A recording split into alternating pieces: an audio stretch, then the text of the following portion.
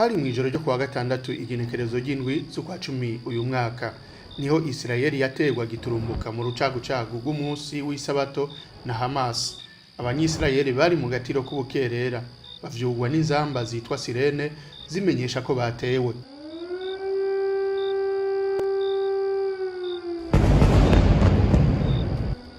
Amasasu mu bigwati bishika indwi vya Israeli za misile mu kirere nivyo vyasamirana bimwe bimwe bitumberezwa kuri Tel Aviv, umugwa mukuru wa Israeli.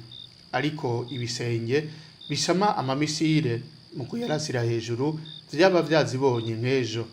Umucanwa w'amabombe yaturagurika acanako niwo wamurikira ibisagara bitari bike. Kaze turabire hamwe amakuru ariko avugwa hirya no hino ku isi. Ni Jean Marie Marc muri kumwe.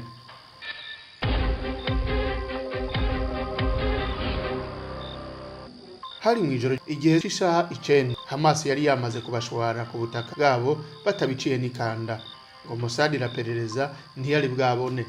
Binjiye neza na neza bavuye mu ntara ya Gaza yegukira Palestine, ubu irongowe na Hamas guhera mu 2007. Bamwe binjiye bucece ku butaka n'amamoto, abandi baza mu nzuzi, abandi baza mu mitaka, bakoroka nk'abakomando barasa ico bashikiriye ko cose. Amasasu atangura kuyaga bica atakinya abo bose basanze mu nzu, abakuru n'abato. Warusimvye n'ubu baracari ku mavi yambaza Imana ya Israeli ya Aburahamu, Isahake na Yakobo naho intambara itarahera. Mu gihe bariko baratera bagira ko bagira imbohe abatari bake harimo n'abasirikare. Muri uwo mwanya nyene niko imvura y'amamisire ashika 2500 yari kiragwa ku bisagara bimwe mu vya Israeli atewe na Hamas.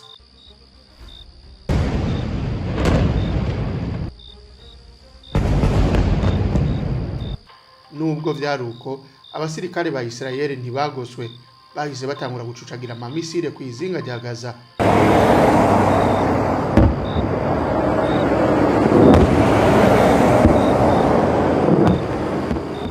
Bagwana icarimwe iyo hasi niyo mu kirere habura gica. Isaha imwe y'agatondo intambara yari imaze guhitana abantu barenga 100. Gushika uyu munsi ikayimaze guhitana barenga 728 ku ruhande rwa Palestina na 2 ku ruhande rwa Israeli. Ku munsi w'ibitero umushikiranganje wa mbere wa Israeli Benjamin Netanyahu yaciye amenyesha urugamba rutanguye ati, Citizens of Israel, we are at war, not an operation, not an escalation, a war. Ntabwo ari agatero gato canke ushamirana wambikanye. Ubwo nyene acatanguza intambara itazwi igihe izoherera. Asaba abasirikare bose gusambura ico cose coba ubuhungiro bwa Hamas. Indege, ibiduga by'intambara bicana ko bigiye gutera amabombe. Gaza icika umunyota, ibitaro, amashure birasamburwa. Netanyahu asaba abanyagihugu bose ba Israeli kumvira amategeko y'intambara. Ati turi mu ntambara kandi intambara tugomba gutsinda. Hama abanyagihugu batangura gusaba uburenganzira bwo kwigwana ko bakoresheje inkoho ku bazitunze. Abategetsi batari bake bagiye bariyamiriza umugwi wa Hamas bafata nk'uwiterabwoba. Perezida wa Amerika Biden, umuvugizi w'igisirikare ca Israeli nawe arusura ati tugiye kugwana iya runyota. Wa Hamas nawe ati turiko tugwanira ubutaka bwacu. Ibitero vya Hamas vyakozwe nka kujya gaca kubiri inkoko. Hari nyuma y'umunsi umwe gusa Israeli himbaje anniversaire y'imyaka 50 itsinze intambara ya Yom Kippur yo 73. Muri yo yagwanye n'ibihugu by'Abarabu birongowe na Egypte be na Israeli, igira ko irabitsinda. Mu ntambara iri kihuza Israeli na Gaza, n'uwo ministre wa mbere Benjamin Netanyahu avuga ko bategereza kuyitsinda. Kugeza ubu abanyagihugu ba Israeli bariteguye cyane kugira bigwane ko mu gihe batewe. Umuvugizi w'igisirikare nawe avuga ko biteguriye ingwano ya runyota kandi ko bagiye kwishikirayo mu ntambara yo hasi bagasambura maze ibirindiro byose vya Hamas. Uko imisi igenda yiyongera niko igenda ifatira akarere kose. Umuhari Hezbollah wa Liban nawo wamaze kwinjira muri iyo ntambara ngo bafashe abagenzi babo. Syria nayo nyene iramaze gutera amamisire kuri Israeli.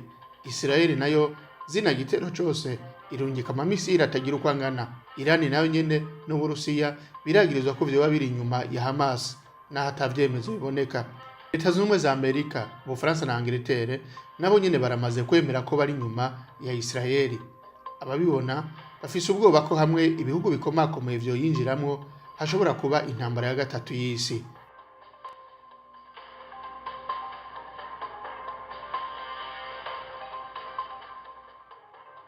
Inyuma y'uko ibihugu bitari bike bisabye ko Israeli yahagarika intambara muri Gaza, Ubushinwa nabwo bwashikirije aho buhagaze, buvuga ko Israeli idashize mu ngiro ivyisabwa bushobora kwinjira mu ntambara, gutyo n'inguvu nyinshi bugakingira ikiremwa muntu, cane cane abariko barahura n'ivyago. Bwabishikirije inyuma y'uko Iran nayo ivuze aho ihagaze, ivuga ko Israeli ishishikaye gusambura Gaza bora gufata ingingo zikomeye. Leta z'Ubumwe za Amerika nayo yatangaje ko igiye kurungika ibindi bigwanisho muri Israeli. Igisirikare ca Israeli kiza kimenyesha ko kimaze kwirindiro vya Hamas bishika 312. Abanyapalestina, abagore n'abana, abajejwe gutabara imbabare bakaba bamaze guhasiga ubuzima abatari bake. Ibitero biriko bihitana abantu benshi muri Gaza biriko bituma abanyagihugu b'ibihugu bitandukanye ku isi biyamiriza amabi Israeli iriko irakora muri Gaza. Eka mbere n'abategetsi ba Palestine baravuga ko inguvu iriko irakoresha zidasanzwe, ariko kandi Israeli yatangaje ko abagira imyigaragambyo canke abavuga amajambo ataco biyibwira, ngo ico yiyemeje iteza kugishikako vyanka vyakunda kuko yarasotowe. Bitereza kwibonera neza na neza ko atamurwanyi wa Hamas n'umwe asigaye. Ubwicanyi bukomeye bwa Israeli kuri Gaza bwatumye umuganwa wa Arabia Saudita Turki Al Faisal ashikiriza aho ahagaze, ati ntabwo nshigikiye imbaraga zirenze Israeli yakoresheje kuko irakomeye cyane kandi yakubise itababarira abagore n'abana. Ku rundi ruhande yagaye Hamas kuvyo yakoze, avuga ko itari kwiye kuba yarateye Israeli, yongera yagiriza ko gushimuta no kwica abasivile bitandukanye n'imyizerere y'idini ya Isilamu iyo ariyo yose. Yabandanije ibinyamakuru by'ibihugu vya rutura bica ibintu mu gushigikira Israeli gusa aho kuba hagati ngo bivuge n'inganda Israeli iriko iratikiza muri Gaza. Yiyamirije kandi abategetsi ba Burayi na Amerika basuka amarira biyamiriza Hamas, ariko batiyamirije n'amabi Israeli iriko irakora muri Palestine. Yongeye kati abanyisirayeli bamaze hafi 300 bica abanyapalestina bongera batwara ubutaka bwabo, ariko nta musi n'umwe ndumva mu biyamiriza. Yabe Israeli na Hamas bakwiye kwiyamiriza atamwana n'ikinono. Naho biruko Amerika irabandanya kurungikira Israeli bigwanisho birinda ibitero by'amamisire. Ubushikiranganje bujeje kwivuna abansi bwa Amerika bwamenyesheje ko iruhande y'ibigwanisho bugiye kurungika abasirikare bashika 900 bufasha Israeli mu gutegura ubwirinzi bukomeye bita Patriote bujeje gusama misile balistike zitarasambuka, gutyo banafashe gukingira abanyamerika bari mu micungararo ibitero by'indi migwi inama rimwe na Hamas. Ubugenduzi bw'ubutasi bwa Amerika Pentagon bukaba bwamenyesheje ko amakambi ya gisirikare y'abanyamerika ari muri Iraq na Syria bamaze gutegwa injuro 12 zose hamwe. Ibisenge bizorungikwa na Amerika bikazoshingwa muri Iraq, Syria, Kuwait, Jordani, Arabia Saudita na Emirates Arab Unis. Iran ikaba yiyamirije ingendo ya Leta z'Ubumwe za Amerika ibandanya gutanga ibigwanisho bishishikara kumara abantu. Yayigabishije ko idahagaritse Israeli ishobora kugirirwa akantu gakomeye kadasubira inyuma. Naho biruko Israeli amenyesha ko intambara itagiye guhera vuba, mbere mu bigiye kugwana iyo hasi nayo kugira ngo yishikire ku birindiro vya Hamas hama ibafatisha intoke.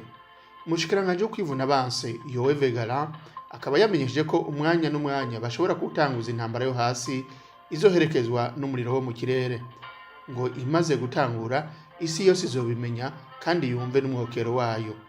Ubu imigwano ikabiri kirabera mu gice c'uburengero aho bimuye abanyagihugu ba Palestina bashika miliyoni.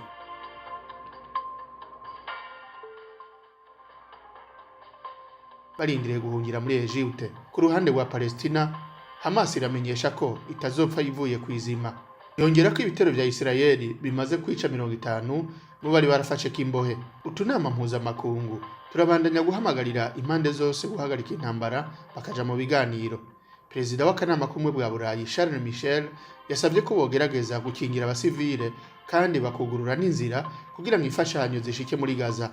Aho ni mu gihe Israeli yari yafashe ingingo yo kugara intara ya Gaza yose ngo baburi ifungurwa, amazi, amatara n'ibitoro. Ivyo bikaba biteye kubiri n'amategeko mpuzamakungu agenga intambara, kuko ari ukwishisha inzara, inzirakarengane z'abanyapalestina badafise uruhara mu mishamirano yabo na Hamas. Ayo niyo makuru agezweho hagati ya Israeli na Hamas yo muri Gaza. Gumukurikirana urubuga umenye ayandi makuru yihariye kandi adasanzwe kuri iyi ntambara no kw'isi yose. Naho utaha.